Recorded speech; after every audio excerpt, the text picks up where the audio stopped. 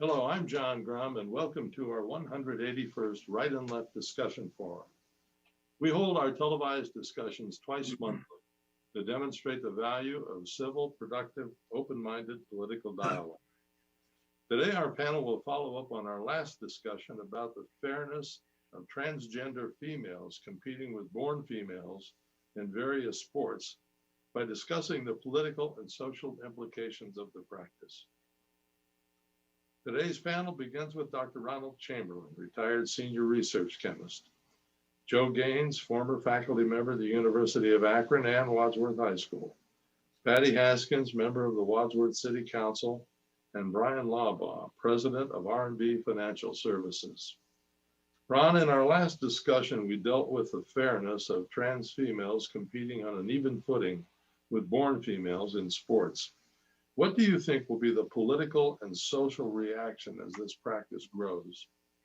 John, this is going very, very intensely political at the moment. It's proliferating. I found one reference said in the first 5 months of 2021 alone, 5 governors signed bills banning transgender individuals from sports in some capacity or another. Since then, I found a listing of, there are 18 states which have either signed bills or legislation is pending, plus a number of others where it's been dropped or disapproved. Those which have actually been signed, there are 9 states at the moment that have been signed. In the political part of it, these are by and large Republican states. Starting with the federal government, the government is in on it. Joe Biden has reversed an executive order from the Trump administration about banning transgender and has specified that we certainly should not discriminate in this way. So that it's going on. By and large, these states have been Republican legislatures and Republican governors. There are exceptions. There is one case, one state in which a Democratic governor vetoed the bill, which is part of the pattern. But there are others in which in Democrat-run states where it's been approved. Ohio, in fact, just recently, I was listening to internet broadcast from a Columbus radio station where the legislators attempted to put amendments on this NIL bill, this name, image, and ability of athletes to capitalize on financially on their reputations in college sports and so on, and have attached bills banning transgender athletes. And the governor, and this is going back and forth at the moment between the state Senate and the House of Representatives in Ohio. Governor DeWine has expressed disapproval of this amendment, saying that he thinks that this should be left with local boards and so forth. The Ohio governing board for athletics has SHAA or whatever it is specified that there should be proof of medical reasons. Transgender athletes should be either under hormone therapy for at least a year before they can participate. And in Arkansas, it's particularly egregious because they have made illegal any kind of hormone therapy for transgender individuals. This seems to me a little encroachment on individual liberties. Now, what I think, my opinion, what is wrong with this approach really is that I spoke last time about the non-binary fact of human sexuality and how external genitalia don't necessarily define gender. And this is the case in transgender individuals in most cases. And so that the legislations are one size fits all. It's just a boom, here it is. This is what it should be.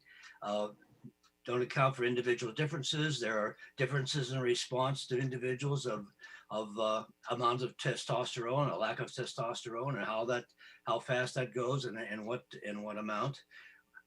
We talked about fairness, and I think we pretty much all agreed that it's not particularly fair for a transgender female, uh, a male, born male, and participating in a woman's sports, and necessarily, but that's not completely true. We also talked about um, there are certain sports where it's probably doesn't make much difference. Just looking back on my history when I was younger and playing tennis, my wife could generally beat me. So not that I was a great tennis player, but she was better. And she lasted longer and perspired less. So I think this has been true too. Someone pointed out, look at the results of any local 5K race and see who comes in and who doesn't, and what the gender ratio is between that. So the one size fits all that the government booms or a sports board is probably, in my opinion, not the way to go. I think you have to recognize individual differences. This brings up privacy concerns. It brings up problems of discrimination in terms of Title IX. There are differences of opinion about how this is going to affect women's sports in general. Not all good, not all bad. I've read, you probably also have read different opinions here, but certainly it's very highly intensely politicized now, and it's going to continue to be. And unfortunately, it seems by and large, as I can read it, to be falling along party lines in general. And that's unfortunate, I think. I think it's unfortunate for the transgender individuals, and it's unfortunate for our society, but it's happening. Yeah. So, Joe, what are your thoughts? Joe? Joe, I don't know if Yeah, I'm here. Oh, okay. Your picture must have frozen or something. What are your thoughts on this issue? Can you hear me? Yes. Talk, Joe. Well, can you hear me? Yes. My basic view is I'll tell you what, Joe. women should be able to compete There's a problem, if they Joe. want to.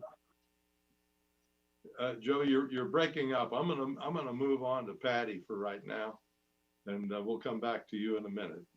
That'd Patty, be fine. what are your thoughts? Well, when you were talking about political, I know the last time I said that I didn't think that it should be political, and it should be more of a social issue. However, as Ron has stated and you've stated, it is political, and it has gone down towards party line. Republicans are bringing this up as an issue, and the Democrats are staying away from it. I know Ron mentioned the fact that Governor DeWine just recently signed an executive order allowing the name, image, and likeness used for athletes in college. And he did it as an executive order. And the reason he did was because of the fact that there was a bill going through in Congress for that, which was actually a bipartisan bill, and both parties were going to agree to it. And then an amendment was attached by a Republican legislator who wanted to ban trans men or trans women from competing in college sports in Ohio. And there was a great deal of concern then whether this overall bill would pass. Therefore, DeWine decided just to go ahead and do an executive order to make sure that the NIL bill went through. Now, his feelings are that issues concerning trans athletes competing should be handled, at least on the college level, by the individual leagues. And that might be a good way, perhaps, that takes some of the political end out of it, as long as college leagues would decide to make it a fair playing field for all athletes. I think one of the biggest places we're going to see all of these issues come to a head, perhaps, are at the Olympics this summer. I had seen, I think it was on Fox, I had seen quite a bit of coverage about a New Zealand weightlifter.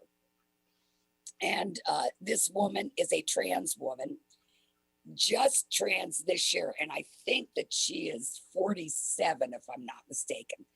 had competed as a male, had not done well, came on the scene, tried out for the Olympic team from New Zealand in a particular weight class, and actually blasted all the records that existed. The female that had owned all of those records prior to this trans woman competing, she held all of them. She was planning on competing at the Olympics this summer in that weight class. He comes along, or she comes along, and beats her by 20, 30 kilos in each particular lift that she was doing, forcing the biological female to then transfer to the next lower weight class, because she knew she couldn't compete against the trans woman that had taken their place.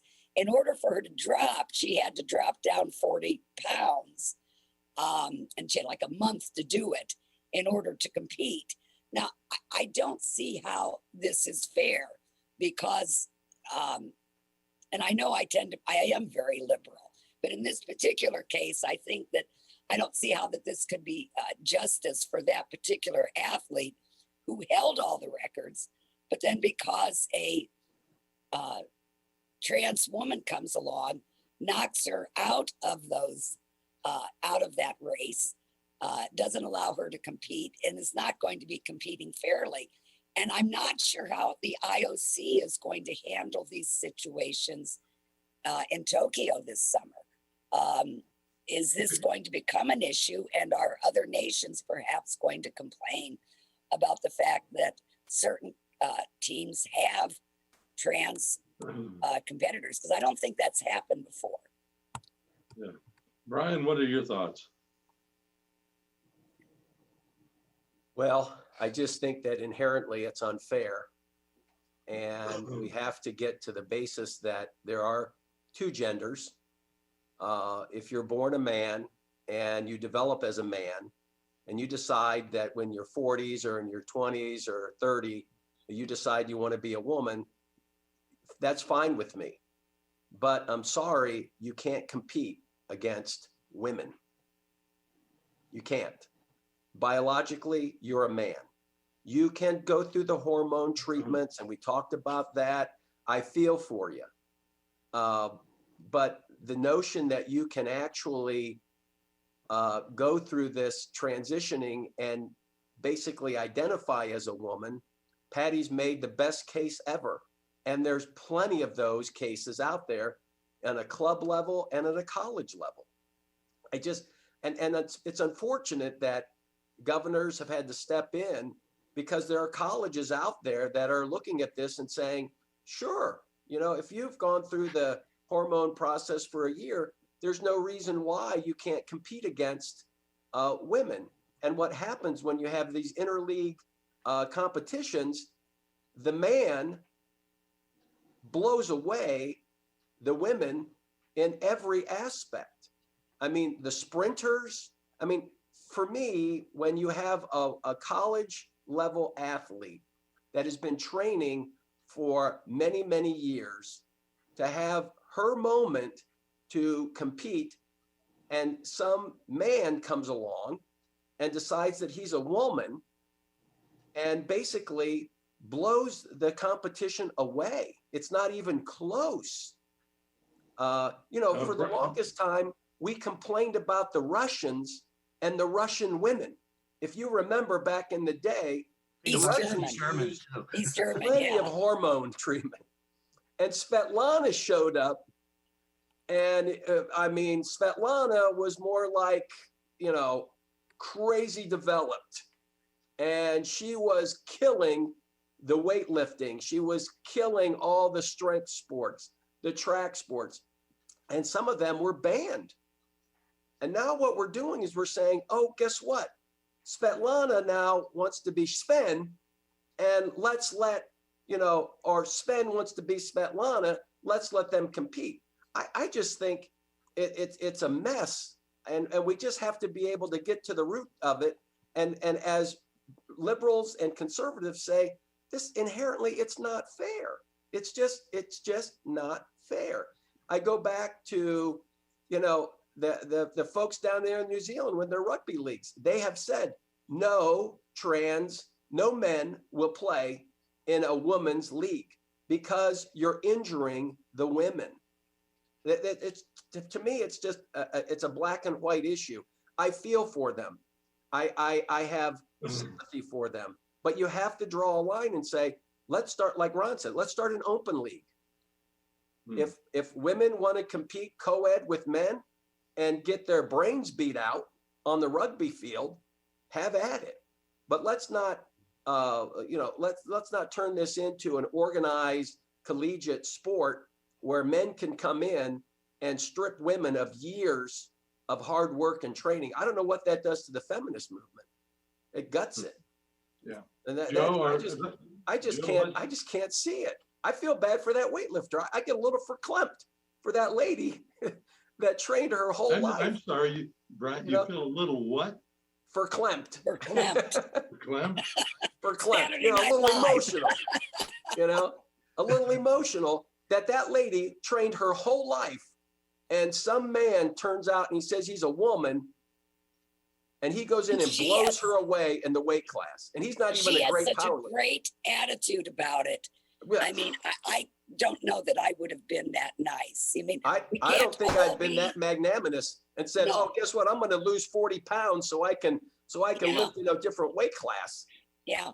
I mean, we can't all I'm be sorry. Billie Jean King and beat Bobby Riggs. Right. Doesn't Right. work Yeah. that I way. was trying to say, is that the way that turned out? She won? Billie Jean King beat him. Billie Jean Yeah. won. Okay, I had Yeah. forgotten. who He won had that beaten- contest. Ran him home to the court. He Yeah. had beaten Margaret Court in the first round. And that was a big, they played that on Mother's Day and yada, yada. And then he came back and he played Billie Jean King and lost to her. Now, he had about, 30 years on her, I think. But Yeah, something like that. Yeah. Joe, let's give you a try again and find out if your machine is working. Okay. Can you hear me? Yeah, Keep Well, going. anyhow, my basic view is I agree with almost everything everybody's saying. It's become political, and you don't want it to become political. I don't like the idea that women can become men and then compete against other women. Or no, excuse me, men become women and so on. I don't like that at all. I think that women have worked very hard in the competition and deserve every break they get, but they deserve the break, not the reverse. I don't know. This is an interesting topic in many ways, but also it doesn't affect me. And my interest in sports, it doesn't affect that. It doesn't affect me as a person. Or does it? That's something we have to decide upon. But that's where it becomes political. And that's the problem, that it is becoming political. the question that I have, and I wasn't able to find out in any of my research, what does it take for this transition to take place? Can a man just announce, I'm a woman, and he's free to compete? Or does he have to go through surgery or medical stuff? well, I know NCAA requires that you go through at least 1 year of hormone treatments or using testosterone blockers. There is no requirement for surgery. It's simply that you take the drugs or have these treatments so that your testosterone level falls within a certain level. High schools, there are no conditions. And that's one of the big problems in high schools is that many times when you see a trans woman competing, or trans girl, I should say, in a high school sport, they have not gone through surgery. They have not gone through any type of hormone treatment. They are simply declaring themselves to be the opposite sex and then competing. Now, I'm not saying that they're doing this in a fake way, that they're just making up the fact that they feel that they are trans. They are very sincere about this, but it is nothing more than just declaring. And that's one of the reasons a lot of states have gotten involved as far as their legislatures and their governors in dealing with this, is to combat this unfairness that exists on that level. And John, and for this business of whether or not you should take therapy or whatnot, this is varied. These regulations have varied in these states, these 18 or so states, which are in either have signed legislation or legislation is pending. And again, that is at least some recognition that there is not a cut and dried thing here, really, in contrast to what Bryan is saying. There are cases when, as I say, there's a difference in reaction to the amount of testosterone, particularly, that there is in the body. Some trans individuals are much more strongly affected than that. And I don't know how you in a general way, make a generalization about that as to who is and who isn't. And maybe it's going to require some kind of physical training testing or something. Is this individual inherently way stronger or not? And I've read cases here in studying for this last time where at least one case where a fellow who was top of his particular class, I believe it was a track event, as a male, went through the transitioning after a year or so, was now at the top of the class in the female, but no better, and generally, than his times were not the same time as they were when he was a male, still good times and able to do well in the sports against biological females, but not tremendously so. So there are variations here, and here's what I worry about. Individuals considerations here. Here's what I really worry about. We're taking young men and young women who are very malleable, and to put them through as a 15-year-old or a 16-year-old. I think some of the legislation is saying you have to be an adult. You have to be a certain age to give consent to do this. I would be very concerned that a 14-year-old or a 15-year-old that, in my opinion, they don't know their head from the hole in the ground, would say, I'm a girl or I'm a boy, and allow them to go through this life-altering therapy. And down the road a ways, they have a change of heart. And some of this stuff is irreversible. Okay, it's irreversible. We have to have consenting adults. If you have a 19-year-old or 18-year-old man that decides they want to transition and he makes that as a consenting adult, fine. And then we have particular rules and regulations if they want to compete in a particular sport. Bryan, just the problem with your language is it's not a decide to do it. It's a reality for these individuals. It's a biological reality. Then let the reality take place when they're 18. The reality starts occurring very early in life for many of these individuals. Yeah, and my heart goes out to them. My heart goes out to them that they have the reality that they feel that they're in the wrong body or whatever. But the cases are so small of the person that transitions that is not better than the female, that I don't know if that's even, that you can even argue that. There's maybe one or two that I read the cross country kid. He transitioned. He was a poor cross country runner as a man, and he was a poor one as a female, But I look at the strength sports, the individual field hockey, the rugby, the football, all those kind of things. I just think we're going down a road that just guts the feminine, guts women's sports. Especially Title IX. Yeah. In the few minutes we've got left, I would like to share a Wadsworth story, as long as we're on this topic. Many years ago, I was a coach of a Little League team. And in the spring of the year, all of us coaches would get together in the shelter house up on Durling Park. And we'd talk about the season. We'd set up times for signups and all of that. And that this one year, somebody said, well, what do we do if a girl shows up at sign-up time? And I think somebody said, well, let her play. And everybody sort of nodded and we moved on. And we accepted girls playing Little League in Wadsworth at that time.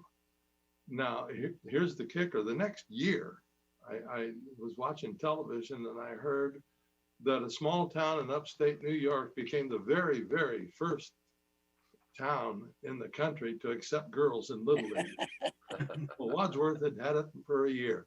Yeah, I just wanted to share that with you.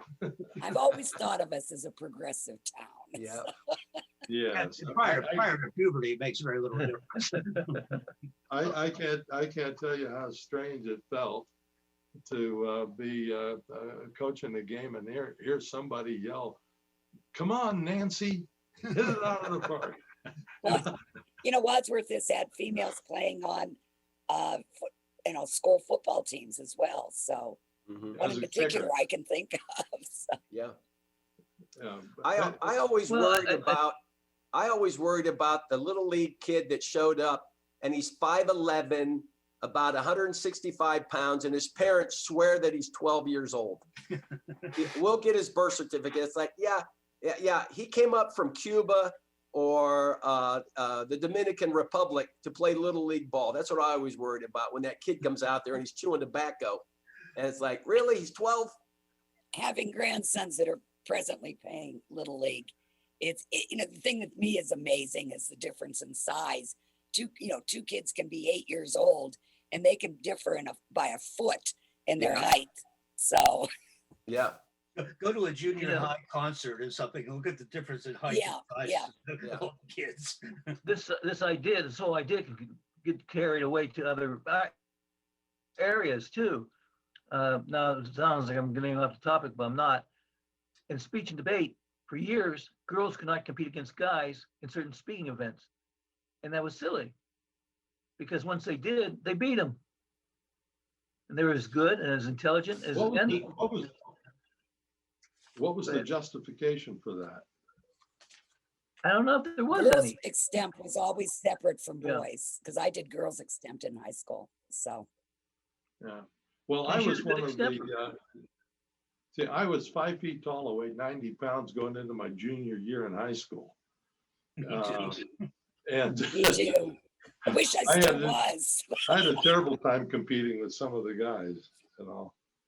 Well, listen, I think that our time is just about up. We've got about 30 seconds left for somebody to chime in. Nobody wants to. It's a good discussion. Okay, well, I think that maybe next time we will move on to the crime wave. Okay, so thank you very much for a good program, and see you in 2 weeks. You are watching WCTV, Wadsworth Community Television.